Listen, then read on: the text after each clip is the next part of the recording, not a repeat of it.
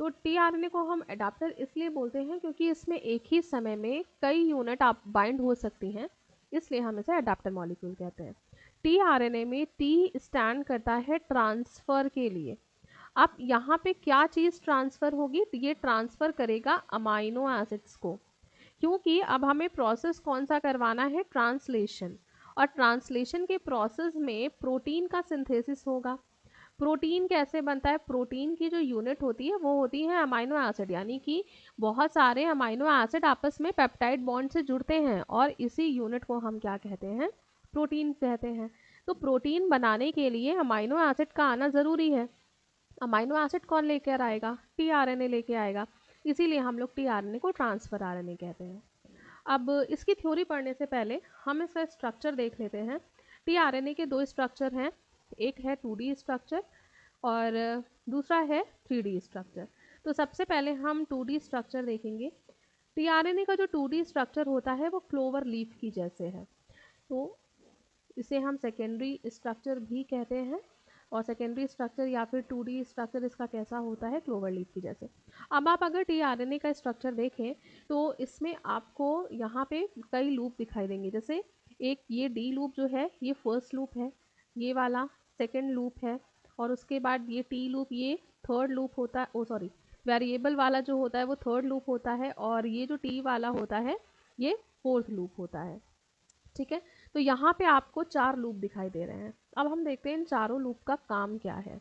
तो सबसे पहला ये जो फर्स्ट लूप है इसे हम डी लूप कहते हैं, या फिर हम इसको DHU लूप भी कहते हैं, DHU। जहाँ पे DHU का फुल फॉर्म क्या है, डाई हाइड्रो यूरिडिन। ओके, तो फर्स्ट वाले लूप को हम डी लूप भी कहते हैं या फिर DHU लूप भी कहते हैं। DHU जो है वो स्टैंड करता है डाईहाइड्रो यूरिडिन के लिए। अब ये वाला जो लूप होता है यहाँ पे 7 से लेकर 11 बेसिस प्रेजेंट होते हैं। तो आप यहाँ पे देखिए कि 1 2 3 4 5 6 7 8, तो 7 से लेकर 11 बेसिस यहाँ पर हो सकते हैं। अब इसका काम क्या होता है, जो फर्स्ट लूप होता है या फिर जो डी लूप होता है इसका प्राइमरी फंक्शन होता है रिकॉग्नाइज करना। तो रिकॉग्निशन इसका प्राइमरी फंक्शन है। किसको रिकॉग्नाइज करेगा, ये रिकॉग्नाइज करता है अमाइनो एसिड सिंथेस, ये रिकॉग्नाइज करता है अमाइनो एसिड सिंथेस को। अब यहाँ पे अमाइनो एसिड सिंथेस को रिकॉग्नाइज कर रहा है, तो यानी कि जाहिर सी बात है कि ये यहीं पर आकर जुड़ेगा, तो इसीलिए ये बाइंडिंग साइट होती है किसकी, अमाइनो एसाइल सिंथेस की बाइंडिंग साइट।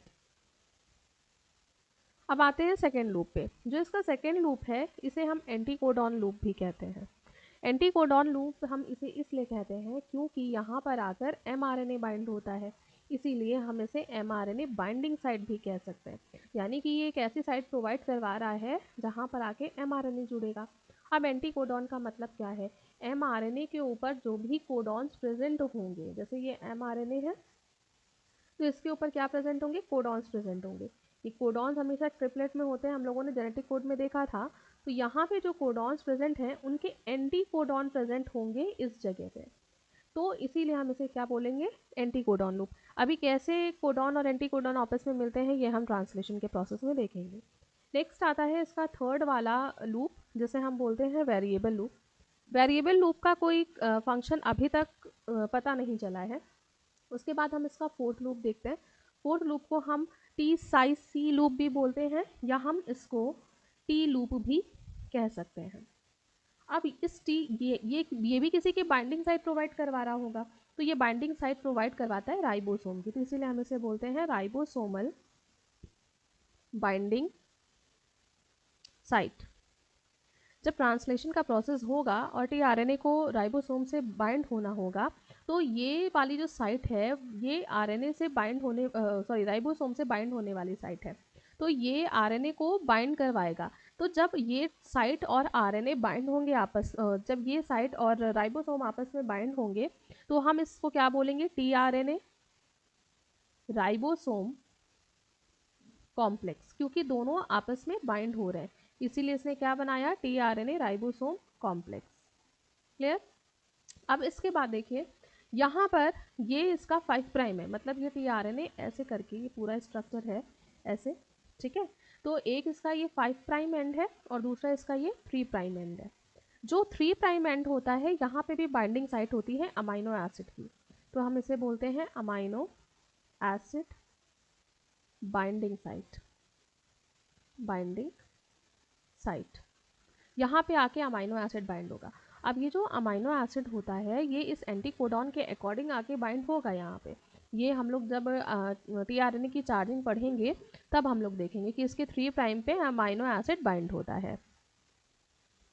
तो टीआरएनए के 2D स्ट्रक्चर में उसमें 4 लूप हैं, first loop, second loop, third loop and fourth loop. First loop जो है वो अमाइनो एसाइड सिंथेटेज के लिए बाइंडिंग साइट प्रोवाइड करा रहा है, सेकंड वाला एमआरएनए के लिए बाइंडिंग साइट प्रोवाइड करा रहा है और इसमें एंटीकोडॉन लूप होता है, थर्ड वाले का कोई फंक्शन अभी खास पता नहीं है, और फोर्थ वाला जो है वो राइबोसोम के लिए बाइंडिंग साइट प्रोवाइड करवा रहा है। तो ये इसका 2D स्ट्रक्चर था जो क्लोवर लीफ की जैसे दिखता है। अब हम इसका ये 3D स्ट्रक्चर देखते हैं। 3D स्ट्रक्चर भी बिल्कुल वैसे ही है, बस ये इन्वर्टेड एल की जैसे, अगर आप इसे देखें तो ये कुछ इस तरीके से है, तो इसीलिए हम क्या बोलते हैं कि इसका जो 3D स्ट्रक्चर होता है वो कैसा होता है, इन्वर्टेड एल की जैसे। अब यहाँ पर भी देखिए ये वाला जो इसका एंड है ये 5 प्राइम है, ये वाला जो एंड है ये 3 प्राइम है। यहाँ पे देखिए ये अमाइनो एसिड बाइंड है, तो हम इसको क्या बोल देंगे, ये क्या है, पहले तो ये है अमाइनो एसिड, और जिस जगह पे ये अमाइनो एसिड जुड़ा हुआ है उसे हम क्या बोलेंगे, अमाइनो एसिड बाइंडिंग साइट। तो ये है अमाइनो एसिड बाइंडिंग साइट। अब इसमें भी आपको ये जो लूप नीचे दिखाई दे रहा है ये इसका एंटीकोडॉन लूप है, एंटीकोडॉन लूप। इस एंटीकोडॉन में ये आपको 3 कोडॉन दिखाई दे रहे हैं, तो ये क्या है, ये हैं एंटीकोडॉन्स, दीज आर एंटीकोडॉन्स। और आपको पता है कोडॉन्स हमेशा कैसे होते हैं, ट्रिपलेट होते हैं। अब इस एंटीकोडॉन से आके क्या बाइंड होगा, एमआरएनए बाइंड होगा। सपोज ये एमआरएनए है तो यू के एंटी में क्या प्रेजेंट होगा, यूरेसिल एडनिन के साथ जुड़ता है, साइटोसिन ग्वानिन के साथ जुड़ता है, और एडनिन जो है वो यूरेसिल के साथ जुड़ता है। तो एमआरएनए में जहाँ पे AGU होगा उस वाली जगह से आके ये वाला टीआरएनए बाइंड होगा। तो ये इसका 3D स्ट्रक्चर था जो इन्वर्टेड एल की जैसे लगता है। अब हम देखते हैं इसकी थ्योरी। तो tRNA has an anticodon loop, tRNA के पास एंटीकोडॉन लूप होता है, अभी हमने देख लिया। That has basis complementary to the code, जो भी कोड होगा कहाँ पे, एमआरएनए पे जो भी कोड होगा उसका कॉम्प्लीमेंट्री होगा। And it also has an amino acid receptor and, इसके अलावा इसके पास अमाइनो एसिड रिसेप्टर एंड होता है, और वो कौन सा होता है, 3 प्राइम वाला। To which it bind to amino acid, जहाँ से क्या बाइंड होगा, अमाइनो एसिड बाइंड होगा। TRNA are specific for each amino acid, जितने भी अमाइनो एसिड्स हैं सभी के लिए टीआरएनए स्पेसिफिक होता है। हमने क्या पढ़ा था कि 20 अमाइनो एसिड होते हैं, तो 20 अमाइनो एसिड है तो सभी अमाइनो एसिड के लिए अलग अलग टीआरएनए प्रेजेंट होगा। फॉर इनिशिएशन, इनिशिएशन के लिए there is another specific tRNA, इनिशिएशन के लिए एक स्पेसिफिक टीआरएनए होता है, that is refers to as initiator tRNA. अब इनिशिएट कौन कराएगा, जिसके पास AUG वाला कोडॉन होगा, यानी मैथ्योनिन जुड़ा होगा, ठीक है, जिससे अमाइनो एसिड मैथ्योनिन जुड़ा होगा वो वाला, तो वो इनिशिएटर होगा। तो इनिशिएटर वाला जो टीआरएनए होता है, जो इनिशिएशन जो सबसे पहले आके लगेगा वो अलग होगा, स्पेसिफिक होता है। और there is no tRNA for the stop codon, हमने पढ़े थे कि 3 स्टॉप कोडॉन होते हैं, UAA, UAG और UGA, हुआ होगा। ये 3 स्टॉप कोडॉन्स होते हैं, और ये जो तीनों स्टॉप कोडॉन होंगे इनके लिए कोई भी टीआरएनए प्रेजेंट नहीं होता है। तो सेकेंडरी स्ट्रक्चर इसका कैसा दिखता है, क्लोवर लीफ की जैसे दिखता है, और इसका जो एक्चुअल स्ट्रक्चर होता है टीआरएनए का वो इन्वर्टेड एल की जैसे दिखता है। तो ये था टीआरएनए का स्ट्रक्चर। अब इसके बाद हम लोग देखेंगे कि राइबोसोम का स्ट्रक्चर कैसे होता है, और फिर उसके बाद देखेंगे ट्रांसलेशन का प्रोसेस। Thank you.